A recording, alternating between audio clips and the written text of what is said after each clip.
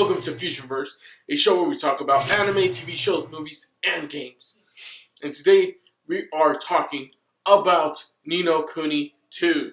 That's right, the game has been out for quite some time now, and I passed it. I fully passed it last week, and it was incredible. The story was really well done, as well as the visuals. You see, the visuals, honestly, is what just gravitated me to purchasing this game. I played the first game, and again, the visuals, they just captivated me. And this one is a little different from the previous one, from the previous iteration, due to, I guess, the gameplay mechanics and it being not involving, I think, one other studio that was originally involved. So the gameplay mechanics are very different, but it doesn't mean that that's necessarily a bad thing. I actually found myself really enjoying and loving these different aspects to the game. It kind of keeps you guessing of like making a strategy when you're facing enemies as you're progressing through it and becoming, stronger. Because there's times where you think, oh man, this is like too easy. However, if you don't actually strategize on it, it could become even difficult when facing an enemy either at the same level or just a bit higher. And I found that to be the case in certain situations. But it was still a lot of fun. You get to choose if you want, kind of like more loot, you want more coins, or do you want more armor, or do you want more XP, or possibly just more rare items. So you kind of get to, juggle through the system, making switches and upgrading. That's something that was I found really interesting because you can upgrade certain aspects of the game in, I guess, the strategy or statistics stats part of the game, and it was a lot of fun. And then tinkering with that because I was like, oh, okay, do I want more attack? Do I want more defense or more dodging? I really like the dodging aspect because when I dodge, I don't take damage. And I freaking love that, as well as the blocking. But I put a lot at first into the attacks, because that's what I wanted to focus on. And sometimes that worked out. Sometimes it didn't. So you have to kind of find that system of how you want to play. For the majority of the game, I played as Roland. And it was just super exciting just to play as him. Because he's from this other world. He's, I guess, in a way, like the president of... he's the president, and it's interesting to see just that dynamic plays out in Ni no Kuni 2 and in their world. However, one thing I will say is you don't really get to see much of Roland's world. All you know is from the beginning where a missile is launched into a city, which pretty much blows it up, and that's when he gets he gets teleported to this new world. And that in itself was probably a letdown where I didn't get to see like him travel back and see the destruction and do all this stuff. Sure, they kind of like put a little bit of info, but there's really not much to go by. It's mainly just in that world. You're trying to help out Evan and just build his kingdom, and you get to see just everything play out. And they had kind of a lot of life lessons throughout the story, which further develops and just seeing the good in people, even when they may do something, pretty damn horrible. And each character had their own dynamic personality. However, there was a lot of just missing dialogue in a way, because there is so much dialogue. There's just a lot of text, people talking and communicating.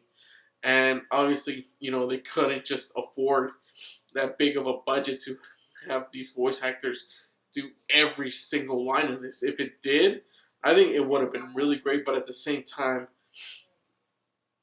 it just probably wouldn't have worked out in their favor, because these characters in those specific situations didn't really emote that well. They didn't really, say too much with their lips too much. It was just text.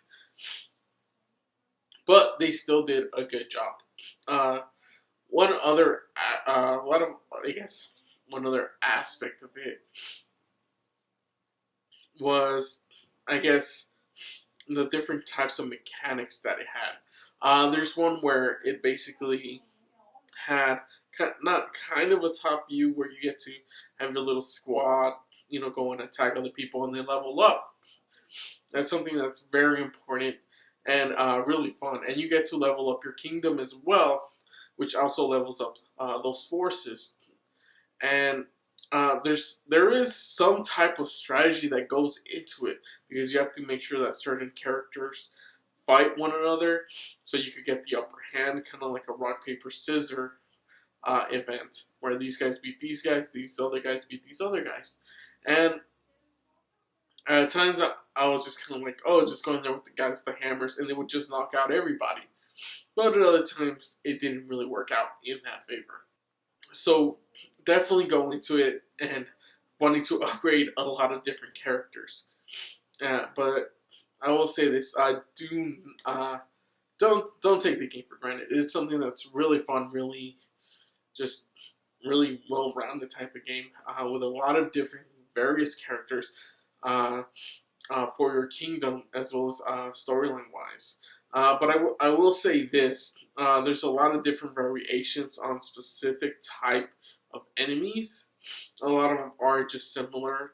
Some are like more tainted, and you probably get more stuff from them. But it doesn't become tiresome. But it comes to a point where you're kind of just thinking, okay, wait, how am I gonna fight this type of character?